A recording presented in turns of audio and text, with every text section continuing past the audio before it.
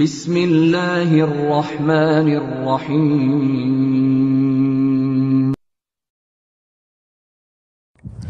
ওয়ালাইকুম আসসালাম রহমতুল্লাহি ওয়া বারাকাতুহু। ভাই প্রশ্ন করেছেন যে সাহ সিজদা নামাজে ভুলে গেলে যে সাজদা দেওয়া হয় সাহ সিজদা, এটা কিভাবে দিতে হয়? আমাদের দেশে ইমাম সাহেব সাহ সিজদা দেওয়ার আগে তাশাহুদ পড়ে তারপরে প্রথমে একদিকে সালাম ফিরে তারপরে সাহ সিজদা দেয়। এটা কি ঠিক? জি না, এটা ঠিক নয়। এটা হাদিসে কোথাও নেই। এটা আমাদের দেশে হুজুরা তাদের বইয়ে লিখেছেন, তাদের বই থেকে আপনি পাবেন। বাকি সহি হাদিসে আল্লাহ রসুলের এই নিয়ম আমরা পাই না। আল্লাহ নবীর নিয়ম হচ্ছে নামাজে কোনো কিছু বেশি হয়ে গেলে, নামাজে কোনো কিছু ভুল হয়ে কি বলে আপনার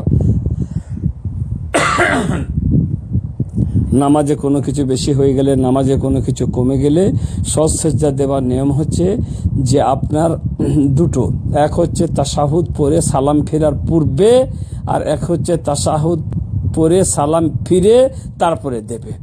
এখন কেউ কেউ বলেছেন যে যদি নামাজে কোনো কিছু বেশি হয়ে যায় তাহলে সালাম ফিরার আগে দেবে তাশাহুদের পরে, আর কেউ কেউ বলেছেন যদি কোনো কিছু কমে যায় তাহলে আপনার আগে সহসিদ্ধা দিবে তারপরে সালাম ফিরবে। কিন্তু সঠিক উক্তি আলেমরা যেটা ফায়সালা দিয়েছেন সেটা হচ্ছে এই যে ইমাম যিনি নামাজ পড়াচ্ছেন তার অধিকার আছে সহসিদ্ধা সালাম ফেরার আগেও দিতে পারে, সালাম ফেরার পরেও দিতে পারে, কিন্তু আগে একবার ডান দিকে দিয়ে তারপরে সহসিদ্ধা তারপরে আবার তাশাহুদ, এই নিয়ম হাদিসে নেই। মোট কথা ইমাম সাহেব সালাম ফেরার পূর্বে সাজদা করতে পারে, আবার সালাম ফেরার পরেও করতে পারে, এই হচ্ছে নিয়ম।